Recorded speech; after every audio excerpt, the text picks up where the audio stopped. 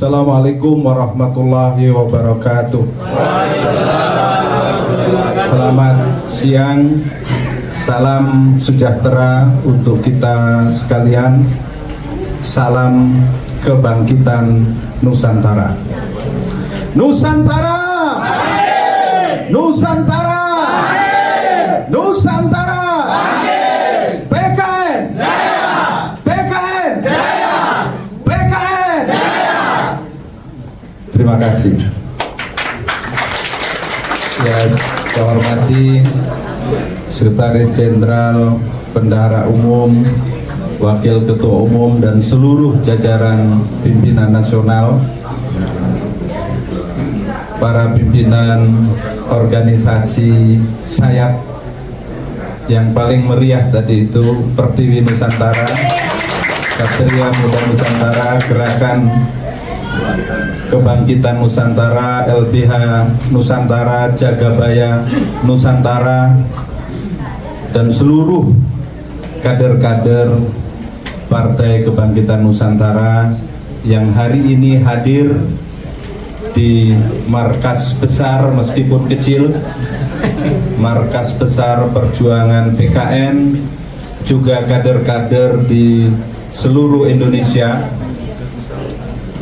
Saudara-saudara sekalian, para wartawan yang saya hormati, terima kasih pada Ketua Panitia dan seluruh jajaran yang sudah menyelenggarakan rangkaian tasyakuran kita 3 tahun lahir, hadir, dan perjuangan PKN.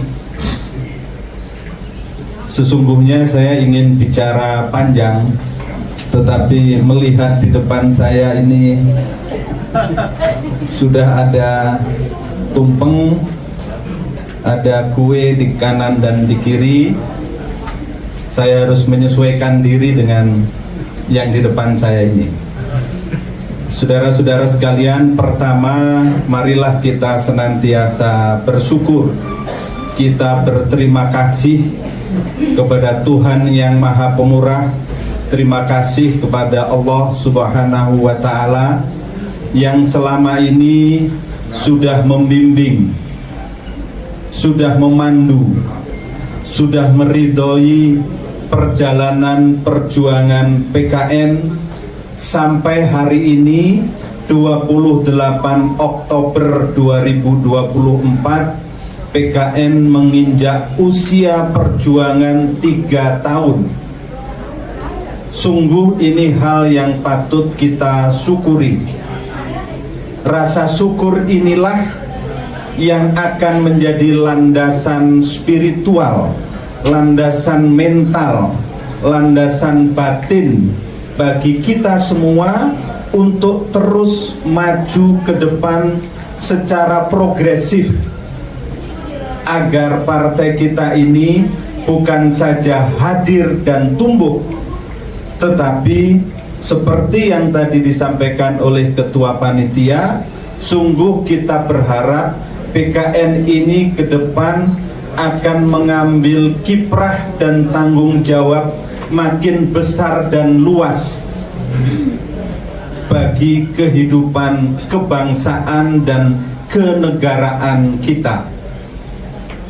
Usia 3 tahun tentu belum apa-apa. Belum apa-apa inilah yang juga saya harapkan menjadi kesadaran politik yang kuat bagi kita, agar pada satu titik nanti partai kita ini akan menjadi partai yang apa-apa. Amin. Agar PKN kita ini menjadi partai yang apa-apa, hadir, ikut berkiprah, mewarnai apapun seluruh sendi kehidupan kebangsaan kita, sehingga PKN menjadi pilar penting bagi cita-cita kehadiran partai ini, yakni kebangkitan Nusantara. Rasa syukur itu juga akan mendorong kita punya perspektif perjuangan jauh ke depan.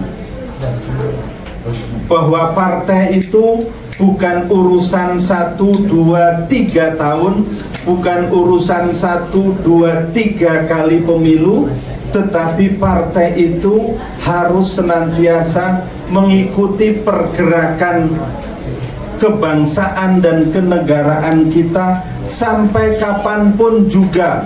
Ketika Indonesia ini masih ada, masih hadir, kita harus punya semangat bahwa PKN ini harus tetap hidup sampai kiamat.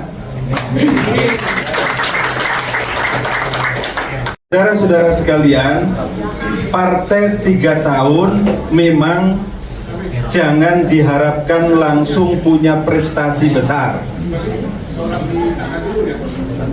Kita sudah punya prestasi politik, tetapi masih kecil. Tetapi kita tahu bahwa sejarah politik dimanapun, yang kecil itu bisa tumbuh menjadi besar. Yang besar kadang-kadang kempes menjadi kecil. Dinamika politik akan menentukan nanti apakah kita akan punya kesempatan sejarah menjadi partai besar.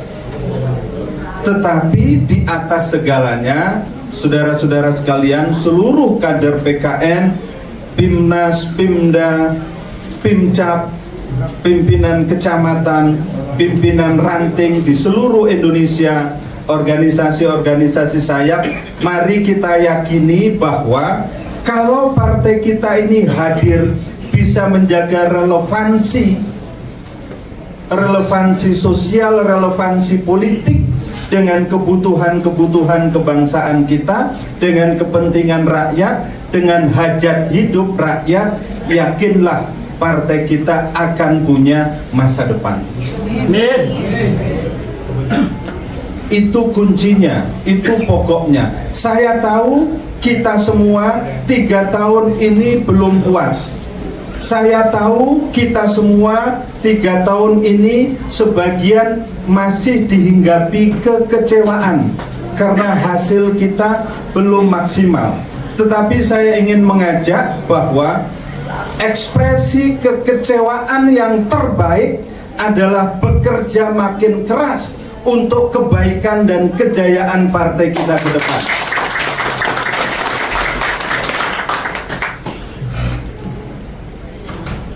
Itulah langkah-langkah yang harus kita tempuh ke depan. Secara internal kita tata makin baik, makin sempurna, makin lengkap seluruhnya, sehingga persiapan kita nanti 2029 jauh lebih baik ketimbang 2024. Kalau persiapan baik, biasanya ikhtiar itu tidak mengkhianati hasil. Ikhtiar yang maksimal, insya Allah hasilnya akan makin maksimal. Tentu dengan seluruh perangkat sebagaimana organisasi modern bekerja, partai modern bekerja, karena kita ingin menjadi partai yang modern, bukan hanya tumbuh makin besar dan kuat, tetapi makin produktif. Untuk apa? Untuk kemajuan bangsa dan untuk perbaikan kehidupan rakyat kita. Ini satu bagian.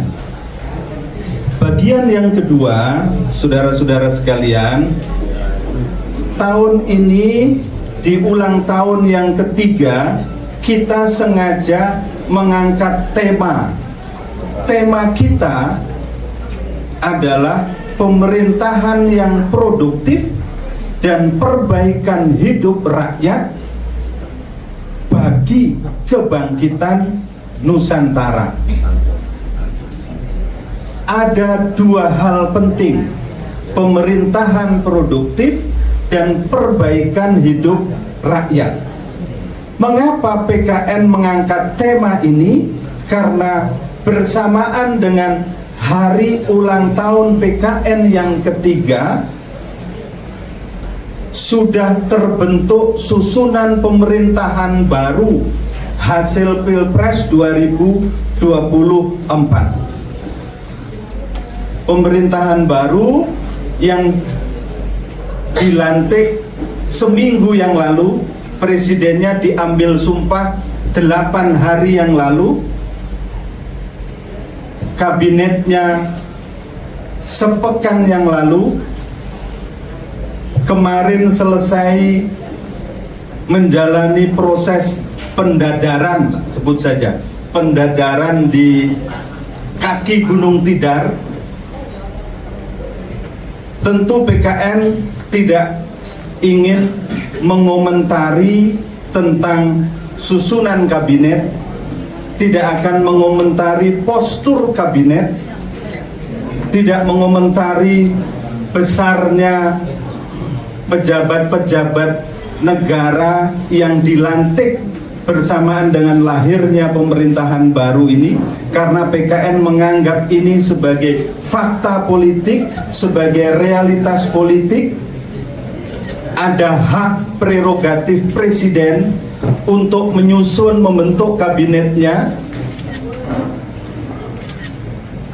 Kalau dikomentari seminggu 99 kali pun susunannya juga tidak akan berubah.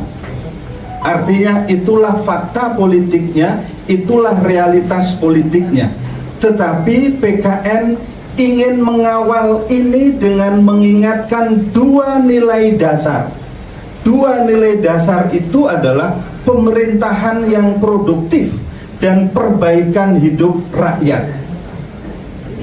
Pemerintahan yang besar, PKN harapkan itu segera bertransformasi menjadi pemerintahan yang kuat.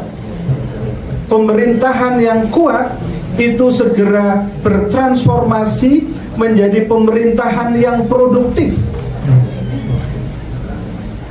Jadi koalisi besar yang melahirkan pemerintahan, susunan pemerintahan yang besar ini, sungguh PKN berharap dan PKN yakin betul juga itulah harapan rakyat kita akan menjadi pemerintahan yang kuat, stabil dan produktif. Mengapa PKN berharap itu? Karena tantangan kita tidak kecil, tantangan kita berat, besar, kesukaran-kesukaran bertemu di mana-mana, di segala bidang. Dan karena tantangan yang besar itu dibutuhkan kerja besar. Jadi kabinet besar itu dibutuhkan kerja besar dan prestasi besar. Kabinet besar diharapkan melahirkan kerja besar dan prestasi besar. Kerja besar dan prestasi besar inilah yang akan melahirkan legacy, akan melahirkan warisan satu tapakan sejarah yang lebih baik. Jadi bangsa kita ini naik kelasnya menjadi lebih baik, tidak berjalan di tempat. Yang sudah bagus diteruskan, yang kurang bagus diperbaiki, didorong lebih baik. Karena itu bagi PKN sebetulnya perubahan dan keberlanjutan itu satu tarikan nafas. Keberlanjutan dan perubahan itu satu tarikan nafas. Keberlanjutan harus disertai perubahan. Perubahan yang produktif pasti harus mempertimbangkan keberlanjutan. Jadi kalau pada kampanye yang lalu seolah-olah ada dikotomi antara perubahan, ya kan, antara change and continuity, sesungguhnya realitasnya yang disebut perubahan itu faktanya pasti ada keberlanjutan. Karena perubahan tanpa keberlanjutan pasti perubahan yang gagal. Tetapi keberlanjutan, kontinuitas tanpa perubahan-perubahan, tanpa adaptasi keadaan-keadaan dan tantangan baru, keberlanjutannya, kontinuitasnya juga akan gagal. Nah, PKN ingin mengingatkan bahwa dua terminologi ini bukan hal yang bermusuhan, bukan hal yang berhadap-hadapan, tetapi ini harus dijahit menjadi satu kesadaran bersama sehingga sekali lagi Indonesia Nusantara ini terus bergerak maju. Tujuannya apa? Tujuannya itu tadi, yang kedua, perbaikan hidup rakyat. Mari kita periksa sekarang sebagian fakta-fakta yang sudah menjadi pengetahuan umum kita. Misalnya Presiden Prabowo berharap pada masa pemerintahannya ekonomi kita akan tumbuh 8%. Tentu itu cita-cita yang besar. Apakah itu mudah? Tidak mudah. IMF misalnya memproyeksi pertumbuhan ekonomi kita itu 5 tahun ke depan ya rata-rata 5,1%.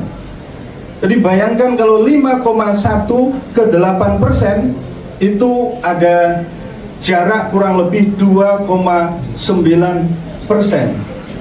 Apakah tidak bisa tumbuh 8%? Tantangannya besar. Apakah mustahil? Tidak ada yang mustahil. Tetapi kalau dianggap itu pekerjaan yang ringan, tentu bukan pekerjaan yang ringan. Kita menyaksikan misalnya data-data, yang ini data umum kita pahami, 10 tahun terakhir kelas menengah Indonesia mengalami turun kelas kurang lebih 9,5 juta. Angka yang serius. Angka yang serius. Kita menyaksikan juga misalnya PHK di sektor industri itu juga di mana-mana berkembang. Sritek yang legendaris di Solo atau Sukoharjo itu beberapa hari yang lalu dinyatakan pilot oleh pengadilan. Menurut PKN itu bukan realitas Sritek. Itu juga menggambarkan beratnya industri garmen di Indonesia.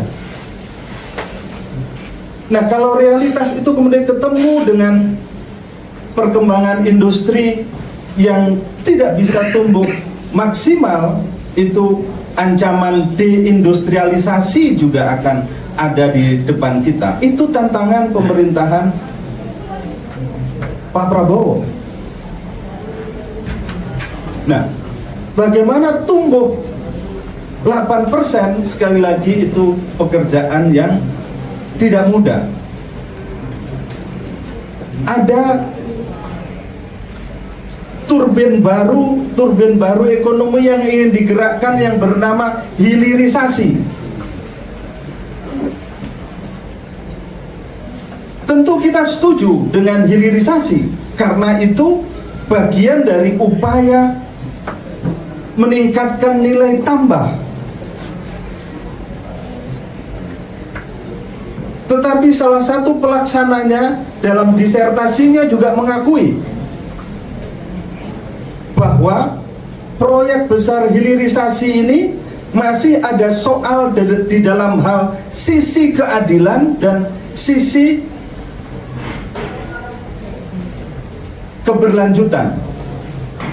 Keadilan artinya pertumbuhan ekonomi daerah-daerah tambang memang tinggi, tetapi ternyata belum maksimal mengoreksi angka pengangguran. Berlanjutan, daerah-daerah tambang, kalau tambangnya nanti sudah habis, apa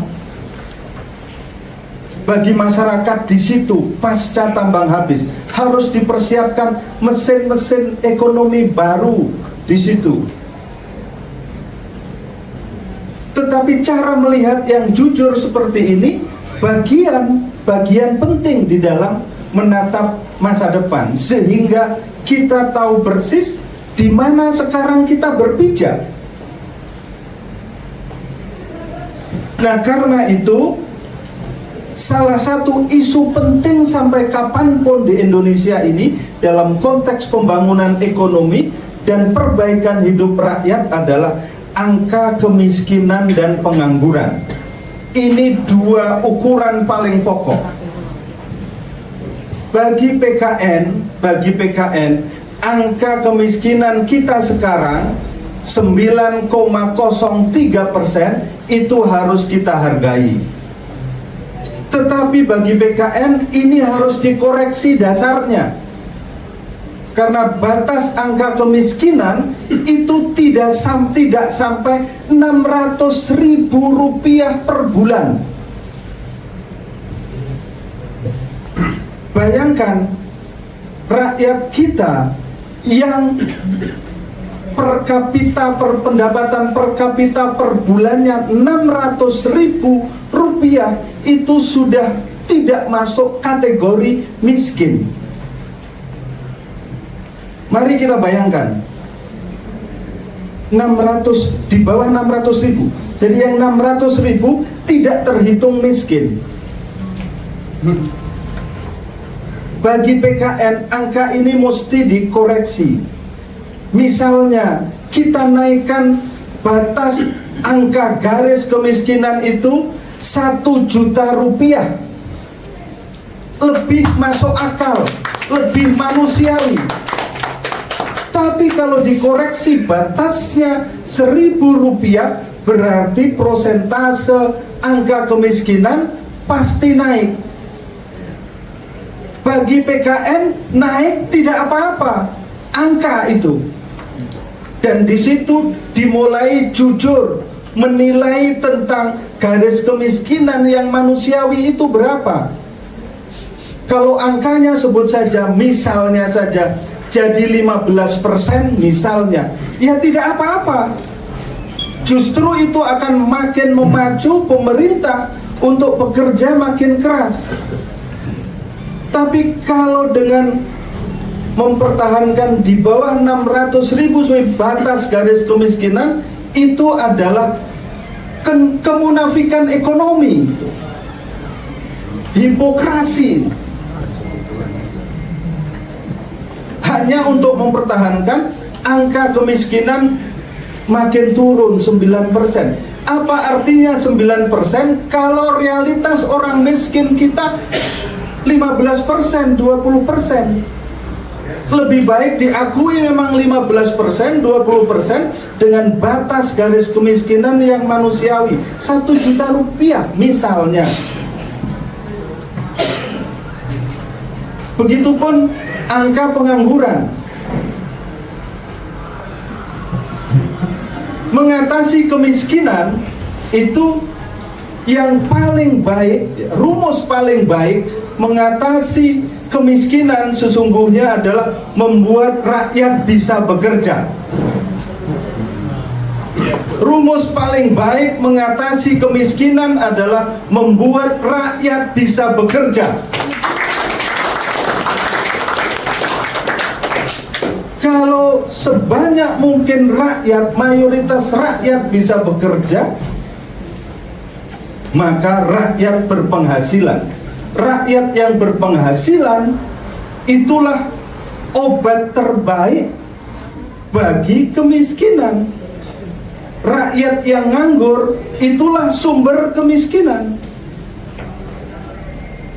Karena itu bagi PKN, cara-cara kerja pemerintah yang bersifat karitatif, bantuan sosial tetap penting.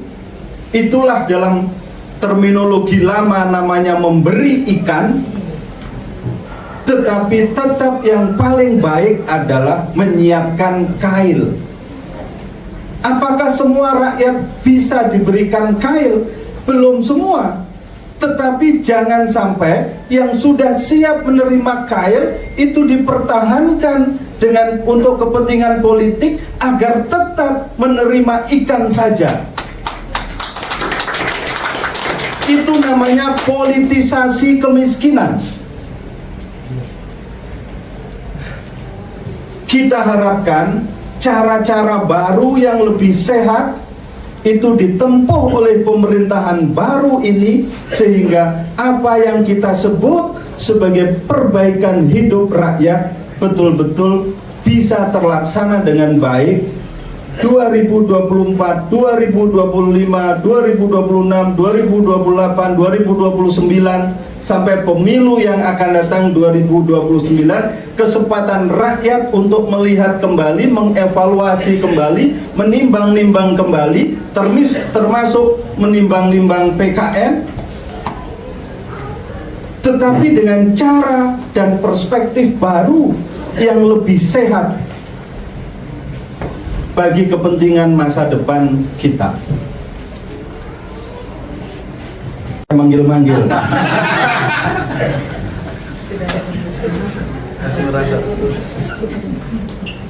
Tapi saya masih harus bilang satu dua hal. Bangsa ini akan menjadi bangsa yang maju sekaligus bermartabat. Perbaikan hidup rakyatnya bisa berjalan dengan baik kalau hal yang menyangkut jiwa dan karakter rakyatnya diurus dengan baik. Apa itu? Selain kesehatan tentu pendidikan, selain pendidikan tentu kebudayaan. PKN mengapresiasi ada Kementerian Kebudayaan.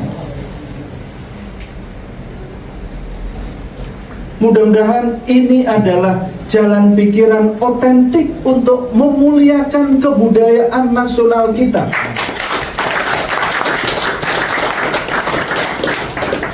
Ekonominya maju, politiknya stabil, tapi budayanya rapuh. Jangan harapkan Indonesia menjadi bangsa bermartabat.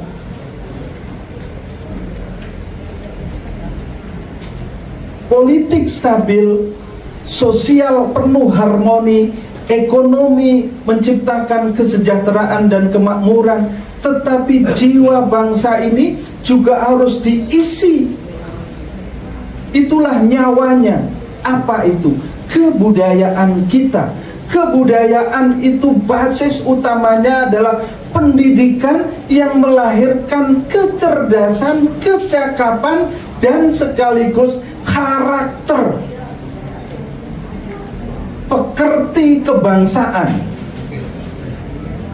Bukan hanya pekerti pribadi, pekerti personal, pekerti kelompok, tetapi juga pekerti kebangsaan. Pekerti kebangsaan inilah yang akan memandu arah perjalanan kebudayaan nasional kita, sehingga cara melihat Indonesia itu bukan hanya bersifat fisik, tetapi juga bersifat non-fisik. Bukan hanya prestasi fisik, prestasi jasmaniah, tetapi juga prestasi ruhaniyah berbangsa. Seperti pesan di dalam lagu kebangsaan kita, bangunlah jiwanya, bangunlah badannya, bangunlah jalan-jalan infrastruktur, tetapi sehatkan juga jalan pikiran rakyatnya untuk kemajuan bangsa.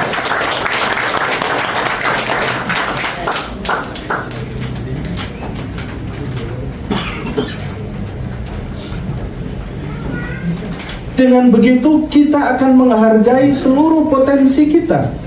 Potensi Indonesia itu bukan hanya gas, tambang, hutan, laut, sungai, tetapi potensi kita ini juga sejarah, pengalaman sejarah. Kekayaan kita ini juga kebudayaan daerah, kebudayaan nasional.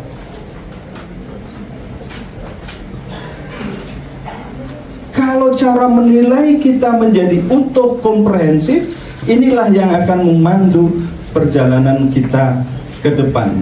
Jadi yang dimaksud perbaikan hidup rakyat bagi PKN bukan hanya bersifat jasmania tetapi juga ruhania. Bukan hanya bersifat material tetapi juga bersifat spiritual. Karena pada dasarnya manusia dan kemanusiaan itu adalah jahitan antara dua dimensi itu secara utuh. Tanpa itu kita kehilangan sebagian kemanusiaan kita. Makin dekat ini. Jadi saudara-saudaraku sekalian, yang paling penting sekali lagi saya mengingatkan, mari kita bersyukur. Cara bersyukur yang baik, bekerja makin keras ke depan. Cara mengobati kekecewaan, kekurangan yang makin baik, berikhtiar makin hebat ke depan. Kita punya kesadaran bahwa kita masih bayi, tetapi bayi itu adalah modal dasar untuk tumbuh berkembang menjadi makin sehat dan dewasa nanti berkiprah. Tidak ada yang besar, tidak dimulai dari yang kecil, tidak ada yang dewasa yang tidak berangkat dari bayi.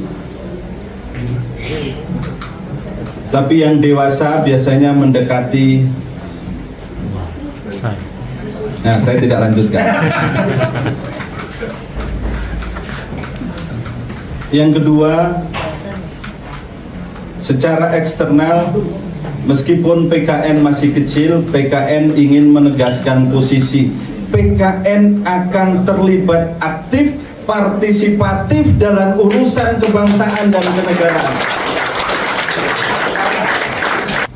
Tokoh-tokoh yang diangkat dan dipercaya oleh Presiden untuk menjadi pembantu Presiden itu tujuannya bukan untuk dipajang, bukan untuk dipajang. Para pejabatnya jumlahnya banyak. PKN yakin bahwa para pembantu presiden ini direkrut, diangkat untuk membantu tugas-tugas presiden agar pemerintahan presiden baru ini betul-betul bisa produktif bagi kepentingan perbaikan hidup rakyat. Nah, karena itu PKN ingin mengirimkan pesan moral agar koalisi pemerintahan sekarang ini bukan koalisi yang bersifat taktis saja, bukan koalisi yang bersifat pragmatis saja, tetapi PKN berharap betul-betul koalisi ideologis, koalisi yang substantif, koalisi yang dibimbing oleh visi dan karakter perjuangan yang kuat. Karena koalisi besar tanpa dibimbing oleh visi dan karakter yang kuat itu nanti tidak akan melahirkan kerjasama yang kuat, tetapi hanya sama-sama kerja. Yang dibutuhkan adalah kerjasama yang solid, kuat, sehingga produktif, bukan sama-sama kerja di dalam satu rumah besar kabinet. Tentu kita punya pemahaman yang utuh tentang perbedaan kerjasama dengan sama-sama kerja. Sekali lagi, PKN berharap kabinet baru ini menggambarkan kerjasama yang kuat, solid, dibimbing oleh visi dan karakter perjuangan yang kuat dengan titel merah putih. Merah putih itu warna dasar PKN, warna dasar Nusantara, warna dasar Indonesia.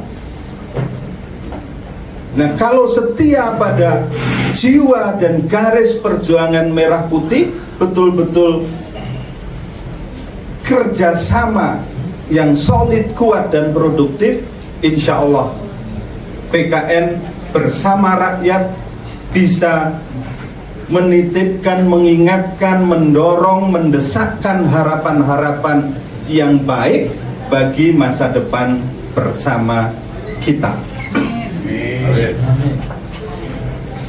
Yang kedua, kabinet yang besar itu selalu membutuhkan energi koordinasi yang berlipat. Kabinet yang besar itu tidak bisa diselenggarakan dengan koordinasi yang biasa-biasa saja atau mengikuti langgam yang biasa.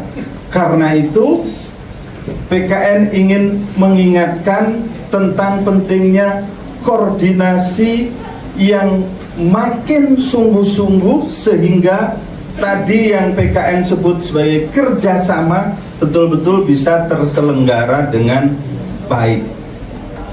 Teoritik dan berdasarkan pengalaman dimanapun, kabinet besar itu mendapatkan tantangan dari segi urusan koordinasi. Koordinasi yang baik akan membuat pemerintah itu bekerja dengan irama yang serentak, yang membuat langkah-langkah itu betul langkah-langkah yang kalau bahasa MK itu TSM. Pasti yang pernah berurusan dengan MK paham tentang TSM ini.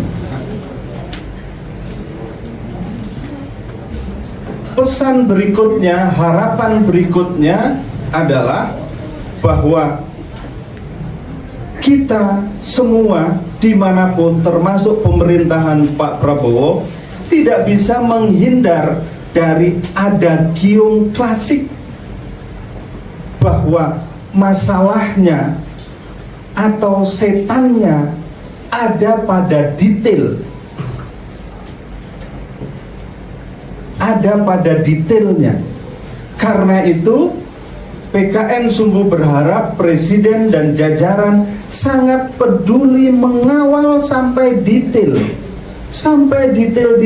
program, pelaksanaan program, sehingga semuanya terkawal dengan baik, tidak ada yang melewati batas pinggir, tidak ada yang menyimpang, tidak ada yang menyeleweng, semuanya bekerja pada garis lurus jiwa perjuangan merah putih, sehingga harapan bahwa 5 tahun yang akan datang ada keadaan yang lebih baik bangsa ini bisa diwujudkan oleh pemerintahan baru ini. Sekjen sudah pakai batik belum dipanggil bukan masalah. Ya karena biasa pakai batik.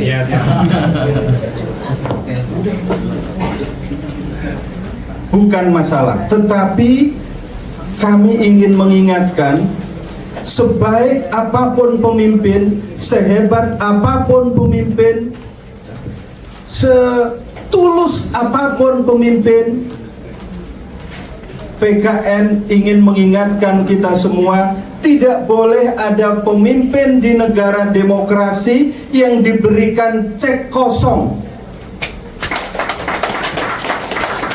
Tidak boleh pemimpin menuliskan sendiri di dalam cek itu. Sudah dipandu oleh konstitusi, sudah dipandu oleh undang-undang, sudah dipandu oleh visi misi presiden, sudah dipandu oleh perintah-perintah moral, panggilan-panggilan moral. Dan itulah yang harus kita ingatkan terus bersama-sama. Karena setiap manusia punya kelebihan dan kekurangan. Kadang-kadang lupa alpa. Dan karena itu di dalam sistem demokrasi, ingat mengingatkan itu menjadi bagian yang justru menyehatkan. Ingat mengingatkan itu bukan permusuhan, bukan kebencian, tetapi itu justru untuk partisipasi menjamin agar jalannya pemerintahan tetap setia pada garis lurus panggilan merah putih. Jadi PKN akan mendukung penuh langkah-langkah pemerintah sejauh setia pada jalan lurus sebagaimana yang disampaikan oleh Presiden. Bagi PKN yang disampaikan Presiden itu baik semua. Bagi PKN tidak ada yang tidak baik. Kalau lurus menyelenggarakan, melaksanakan, mengimplementasikan, mewujudkan itu, PKN akan dukung bukan 100% tapi 1000%.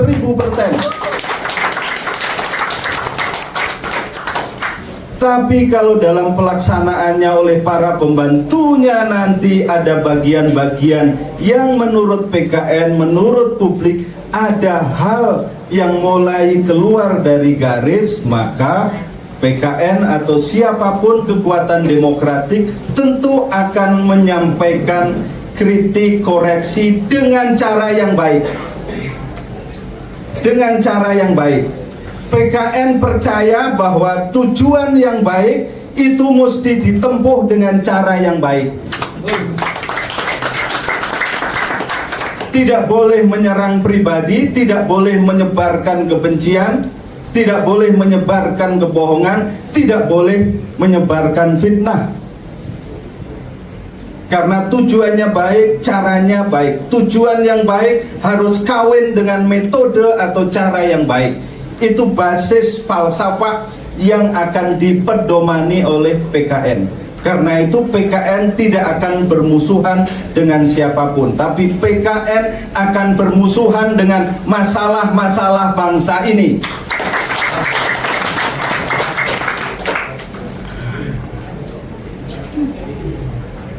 Kalau Pak Ucok punya catatan musuh khusus. Saudara sekalian, itulah beberapa hal yang ingin saya sampaikan dalam rangka syukuran kita, tasyakuran kita, rasa terima kasih kita 3 tahun PKN lahir, hadir, berkembang, berjuang, baru 3 tahun. Tapi insya Allah kalau 30 tahunnya akan datang, jangan-jangan PKN jadi nomor 1 di Senayan sana. Jangan-jangan tidak perlu nunggu 30 tahun. Ya, jangan lama-lama katanya. Ya.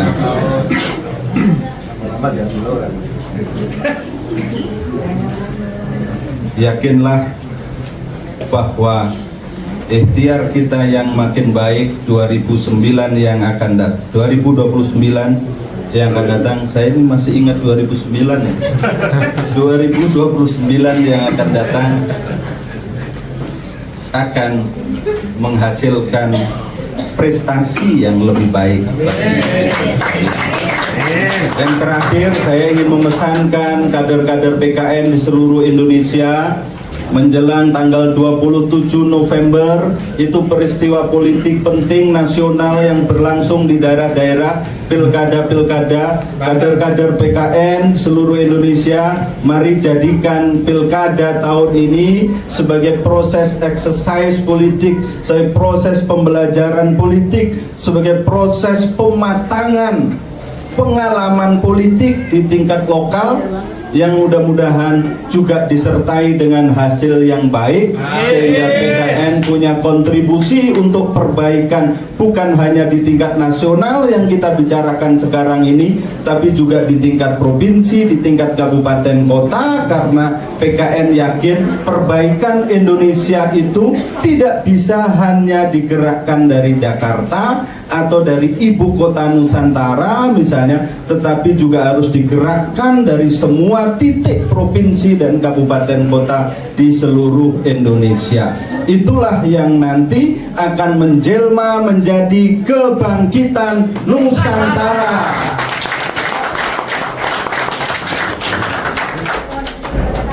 Mohon maaf jika agak panjang, tapi inilah yang menjadi harapan bagi PKN agar kita semua menjadi bagian yang ikut mengukir sejarah indah bagi perjalanan Indonesia ke depan. Mari kita bersyukur, mari kita bergerak terus, Mari kita menyalakan api ke yel-yel kita. Boleh berdiri.